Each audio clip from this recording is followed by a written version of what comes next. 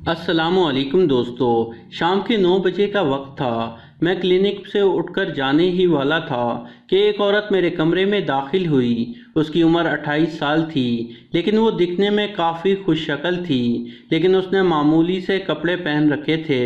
اس نے ایک ہاتھ پیٹ پر رکھا ہوا تھا اور چہرے پر تھکاوٹ اور درد کے آثار تھے۔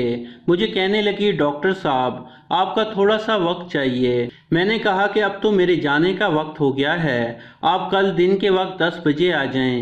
لیکن اس کا کہنا تھا کہ وہ مشکل میں ہے اور ہر حال میں مجھ سے ملنا چاہتی ہے۔ اس کا اصرار دیکھ کر میں سوچ میں پڑ گیا اور کہا، ٹھیک ہے، بیٹھ جاؤ اور بتاؤ کیا مسئلہ ہے۔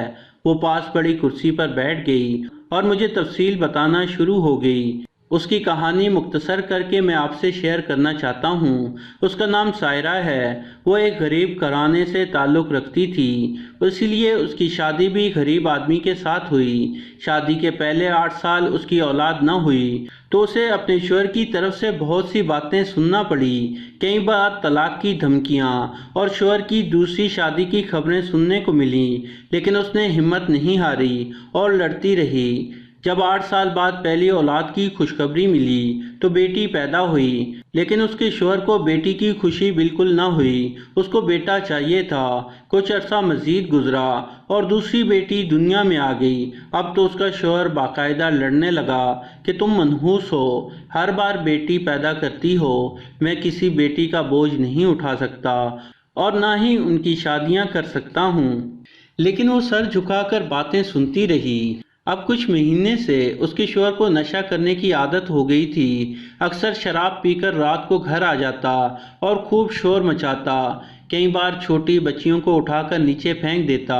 خیر، وقت گزرتا رہا اور اب سائرہ تیسری بار ماں بننے والی تھی۔ اس کا شوہر الٹرا ساؤنڈ کروانے اس کو ایک سرکاری ہاسپٹل میں لے گیا تاکہ آنے والے بچے کی جنس جان سکے۔ الٹرا ساؤنڈ کی رپورٹ آئی۔ ڈاکٹر نے رپورٹ لا کر دی اور ساتھ ہی دل دہلا دینے والی خبر بتائی کہ اس کے پیٹ میں ایک اور بیٹی پرورش پا رہی ہے۔ سائرہ خاموش تھی اور اندر سے ڈری ہوئی تھی۔ اس کا شوہر چپ چاپ اس کو لے کر گھر آ گیا اور گھر چھوڑ کر باہر نکل گیا۔ سارہ ساری رات بے سکون اور ڈری رہی، لیکن اس کا شوہر گھر نہ آیا۔ اگلے دن دوپہر ہو گئی۔ سارہ لیٹی ہوئی تھی کہ اس کی آنکھ لگ گئی۔ اچانک اس کو ایک غیر معمولی شور سنائی دیا۔ جب وہ اٹھنے لگی تو اس کی نظر اپنے شوہر پر پڑی، جو ہاتھ میں ایک لمبی چھری لیے سارہ کی طرف بھاگتا ہوا آ رہا تھا اور سارہ سے کہنے لگا کہ میں تمہارے پیٹ سے اس بچی کو نکال دوں گا اور اس کو دنیا میں آنے نہیں دوں گا۔ سارہ گھبرا گئی اور اٹھ کر باہر کی طرف بھاگی، لیکن اپنے شوہر سے نہ بچ سکی اور اس نے چھری سے سارہ کا پیٹ چاک کر دیا۔ اس کا شوہر، جو اس وقت شراب پیے ہوئے تھا، سارہ کی حالت دیکھ کر گھر سے بھاگ گیا۔